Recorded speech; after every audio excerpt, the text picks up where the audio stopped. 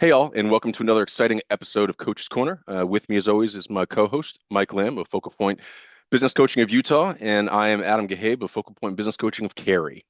So, Mike, how you doing today?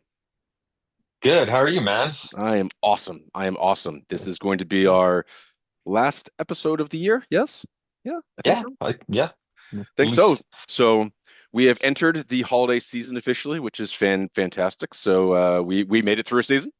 And actually, I'd like to take the opportunity, at least to start here, considering we're in the holidays and there's numerous holidays that are around us, either past, present, or upcoming.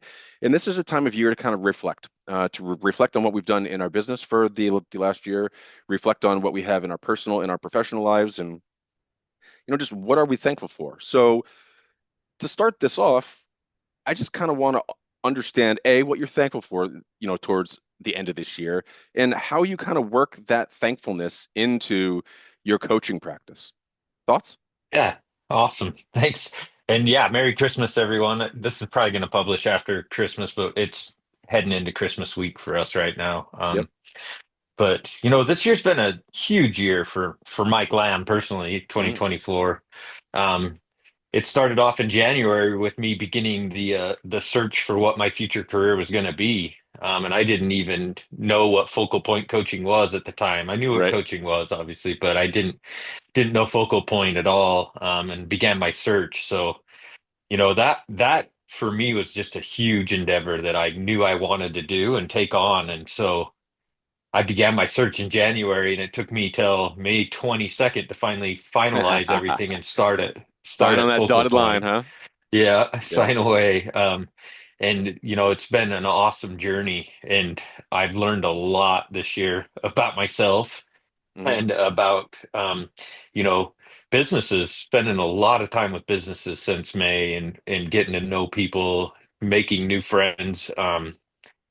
It's just been super fun, Of course. jumping into businesses, in the middle of summer and helping them, from then on, I've been kind of becoming a coach and someone that people can talk to. And I'm just thankful that people let me in and want to hear what I have to say. And, the years past, I've spent so much time learning. It's amazing the things that are coming back to me, and I'm coaching on this and sharing that knowledge. And I realize now that I've learned a lot over the years, and I have a lot to share. And Hmm. it's exciting to share that with people that want to grow their business and give it to Absolutely. them as a gift, I guess. Hey, I like It's that. kind of my gift to them is my knowledge that I I like have that. and the ability that I've been given to coach. So that's what I'm mostly grateful for, the journey that's brought me here to help other people's business grow, help individuals grow. As a coach, we're helping business owners, but we're helping the business owner themselves, not Sure. just the business. It's both. And so that's kind of my gift that I'm giving back this year that I've been able to give back. I So love it. I love it. Hey, listen, I thankful would I for would it. challenge you on one thing. You said that Yeah. you became a coach. No, you didn't. You've been a coach your entire career and just didn't know you were doing it. So I would challenge and say that you have improved and perfected your coaching style or found your coaching style, right? Yeah. I think we all have them, and my story is not all that dissimilar to yours. That's why we do this together. You are a new friend this year, have Yeah. become one of my very close friends. We communicate constantly, and that is the beauty of having conversations and building relationships and getting rapport with people where you can trust and build those type of friendships over time. So I echo everything you just said. I think Well, I'm share gonna, what you're thankful for this year. yeah, Let's yeah. hear. Listen, I'm thankful for the ability to have a career that lets me have such a wide-ranging impact on not just the business, but the person and all the people under those people within the business. When I set down this particular path, I was always an extremely empathetic, driven leader who cared about their people. And I always cared about all the people underneath, right? It was never the 30, 40, 50 people that were actually, reporting to me, but it was the the five, six people underneath all of them. And you Yeah. start to do that matrix, and it's a lot of people, right? And so that can weigh really heavy on a leader's shoulders. And so, now what I'm thankful for is the ability to not just have an impact on a singular organization, but it's a plethora, right? I mean, it is as many organizations as I have the time and willingness to go out and help. And I love and I'm thankful for seeing the changes. In some cases, extremely rapid changes, just with people's mindsets. When you can change someone's perspective on how they're thinking about working through a problem, you haven't just solved their problem, Mike. You have helped them see that there's a different path, there's a different means to move forward. And you are setting them up with a skill that they didn't have prior. And that is a super gratifying feeling. And I'm thankful that I can show up to work every day. It's not work. I don't dread Sundays. And I can be passionate about what I do and who I do it with. The people that I talk to, like yourself and all of my clients. And that's just a great feeling. And I certainly hope that everyone has the ability to look back on this year and share a similar story. Yeah. Wonderful. I love that. One of the things that I think in the theme of giving back, I think I just posted this recently, but last week, oh, this week, um, I was out and I was giving a talk to a local high school, a Future Business Leaders of America chapter, right? And you know, a couple of the people in my feeds were asking why I was doing such a thing, and I was like, well, it's the end of year. Um, Giving back is important, especially for those that are fortunate enough to have the means and ability, whether it's financially, knowledge, time, in order to give back. You should. Uh, so I did. And to be honest, being able to shape, drive, and mold these future young minds and let them see that there are these core competencies. I give a talk around communication, to be honest, but there are these core competencies that can have such a vast, vital impact, not only on their personal lives, but their professionals as they move forward. And if they can actually learn all of this knowledge that took us, 40 plus years to figure out, if they can have this stuff on day one, just think about what they can achieve, right? And that I walked away from that call, Mike, and I was giddy, simply because the potential and the ability that I could have some impact on unleashing that potential was a great feeling. Simple as that. So That's that's what I'm amazing. thankful Yeah. for. I had a very similar experience this week where I've been coaching a business owner for about 4 months now Yeah. and working directly with him. Never met any of his team other than when they'd walk by the office or say hi if they, popped in to ask a question. But yesterday he had me do a presentation for his entire team, and I got to see the faces, and they were talking about all the changes that have happened over the last 4 months, and they were a With little bit kind of trepidation or like, scared? yeah, there was some trepidation. There was some things like, well, this is why we're doing this, and this is why we're doing that. Um, but I was able to coach them as a whole team, and that was a gift that he gave me an opportunity. He just said, I'd love to have you do a presentation for my whole team of leaders in the company. Um, and so I did a 2 hour presentation with him. But at the end, we spent about a half hour. And talking about the changes and changes that they wanted to implement as well. And they had a voice in that meeting, and I think that they really appreciated that, Mm, to sit down and that business owner I think learned a lot himself, that he has an amazing team. First of all, they're great guys and they have a lot to offer, and to just be the person that facilitated that meeting to take place that I think can change the outcome and trajectory of that whole business for mm. years to come, you know. And That's it's powerful. a creating a learning culture and a culture that wants to Love to that. always be improving and get better to not only make their lives better and their jobs better, but the other individuals that they oversee's lives better, put them in places that they can succeed and have a better outcome, you know. I'm just thankful to have that opportunity to be allowed to even have that voice in that room that can bring that out, Yeah, um, and that they'll listen to me. That's that is amazing. yeah, that's just gift in and of itself. And then the willingness to just sit and listen to them. I could have sat there for an hour if they would have sat and shared for an hour. Just opening up that conversation was super fun. Hence your 2 hour meeting. Yep. Yeah, nice, nice. You don't have All to right. coach when they're coaching themselves. Uh, Listen, group coaching's a thing, right? We do that, and it's shocking how much, people can help themselves if they just start being honest with the group and sharing ideas. Once again, that goes back to communication. 100%. Look at that.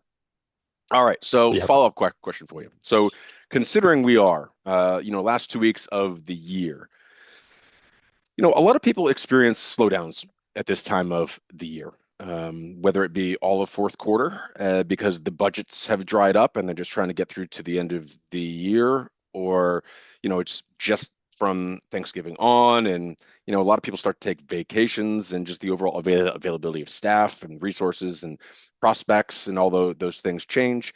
But my question to you is, you know, how do you coach clients to handle the slow season, if this is a slow season? And what do you kind of have them focus on in Q1? Let's tackle how do we handle the slowdown first, but Yeah, talk. so slow down. This is You have to view it not as a slowdown, view it as an opportunity. Ooh. And that's what I coached and always have coached my people on is that, you might not be doing the daily things that you would be doing, say, April, May, June, Hmm. where you're busy and you're in the grind, doing your day-to-day things. But this is an opportunity to get more done to build for the future. Um, and you don't want to Yeah. be the person telling them, hey, you got to work through the holidays and we got to buckle down. But um, Yes, you think do, of it as an Ebenezer. opportunity. Think of it as an opportunity to, get things done that you may have procrastinated that will set you up in April, May, and June for success. Um, and if you look at it that way, think of the time that you're using as, planning and preparation. They say every 1 minute you spend planning, you save 10 minutes in action. And if you have a good hour's worth of extra planning time, use it right now to prepare. And the other opportunity is in sales. I know it seems like a slow time of year. People aren't signing checks, but it's a good time to catch people in the office with time on their hands. And, they might be a little bit more grateful and answer the phone this time because they're in a good mood because the holidays Yeah. are here and they have free time themselves. So just look for the opportunity. What about you? I adore that you just said that. So looking for the opportunity. It's such a coach move, right? Spin it. Let's take a negative, turn it into a positive. So the opportunities are great. And I love how you say yes, people are chatty. They will be in better moods. They are looking forward to their own downtime, their own vacation. And that does kind of loosen up some of the lips and get people talking more. Um, I'm similar. I really like to focus on the preparation piece, but it's really in preparation, not just for what your goals are, right? That's easy. We've talked about that in multiple episodes and multiple times throughout this given year.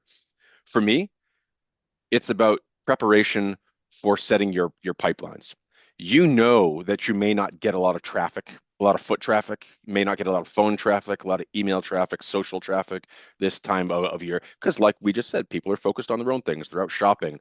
They're stressing about family and visits and planning and food and all the things that go into the holiday season. But you know what it does allow you for?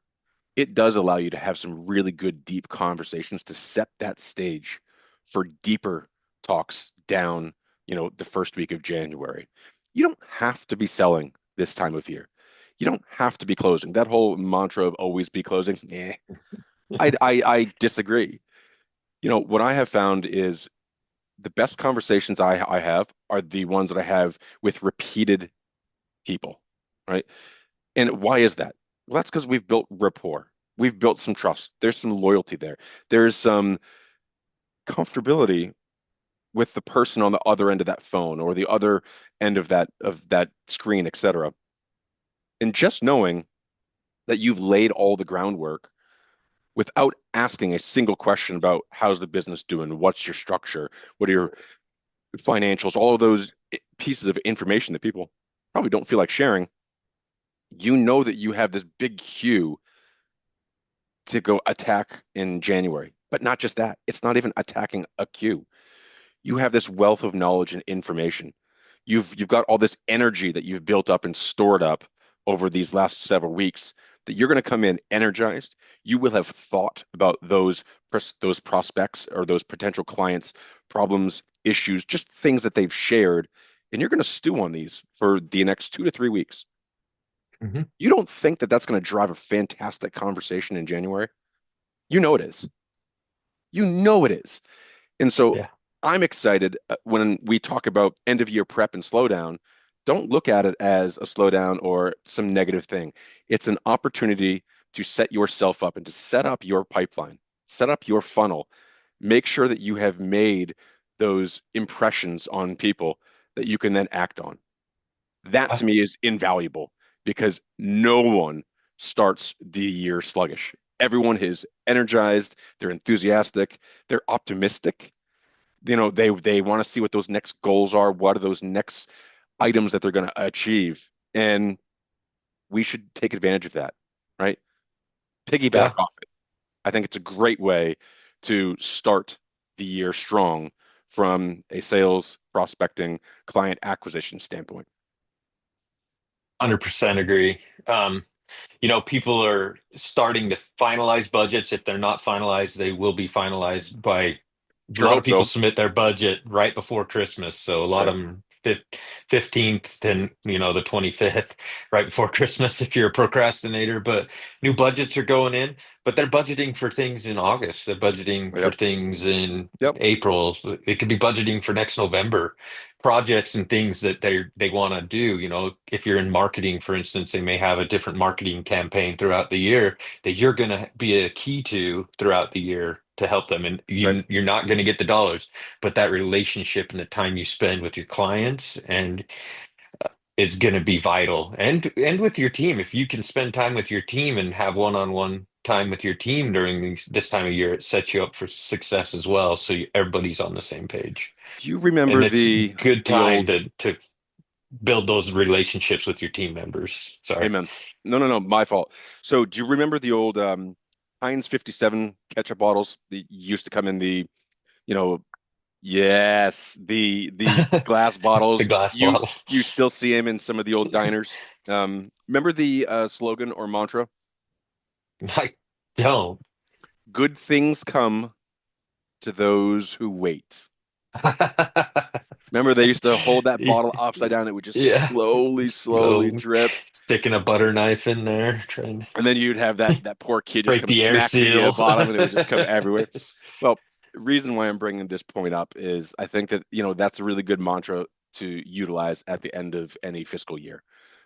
Good things come to those who wait. And so it is imperative that you spend the time that you do have. While it may not result in dollars, while it may not result in new sales, new acquisitions, new clients, what you are doing is you're building and fostering the opportunities that will come at the beginning of next year. And good things come to those who wait because not everything can be a fast play. Not everyone is a fan of the quick hard sell. I'm not. I don't like selling. I like to Yeah. present my options and present my services and what I can add from a value. And you choose me. I don't sell you, right? That's just me. But that mantra really serves me well and serves my clients well when I start talking about how we're going to try to utilize the end of year. And you touched on one thing, and then I'll be quiet, I promise.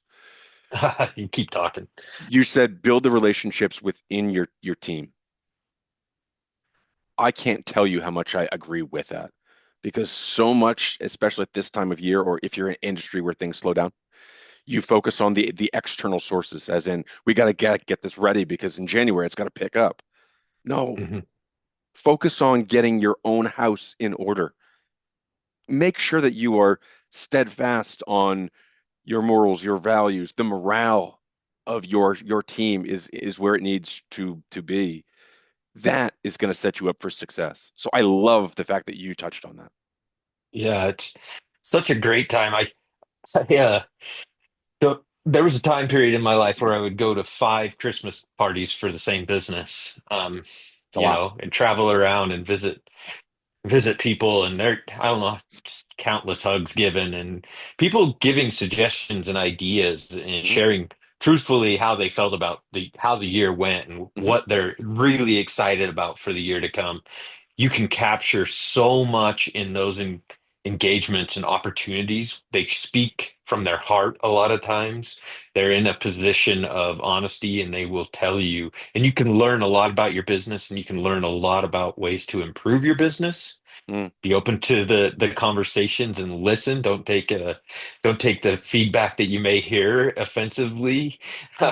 They may be giving you honest feedback that you can use to prepare yourself for next year to keep those that same employee so you get to hug them again Yeah. the following Christmas, and that'll be the same happy hug and joyful Yeah. hug if you listen to them and take that opportunity, because it's pretty rare when a business owner gets to go spend time, quality 2 hours with one of the employees. Absolutely. Um, and so, and even as a business leader, you don't get that time with the people you're leading. Most of the time, you're in, peer reviews or things like that just for feedback. But it's a great opportunity to talk to your employees and listen. Just shut up and listen. Imagine that, right? It's sometimes it's the things that are not said that can tell you more than the words that come out of someone's mouth. I believe that's part of the universal language that we talk about so often. Agreed. Well, all right, Mike. I think we're coming up on that point where unfortunately it's time we kind of wrap up and say goodbye. So for all the coaches here in your corner, for our local and business owners, happy holidays, and I hope you have a safe and great time of year. Hope you can calm down and relax. And I do want to add everybody, whether you're part of a large team, you're a solopreneur, everyone needs the time to decompress and and relax. So don't feel like you have to constantly go, go, go.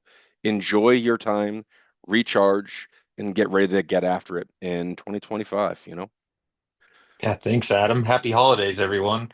We'll be seeing you again in 2025, and Adam and I look forward to a great year in 2025, and hope you all listen to us and enjoy what we have to share. Right back at you. Appreciate you all. Okay. And Mike, take care, and we will talk soon, my friend. Yeah, Merry Christmas. Take care, all.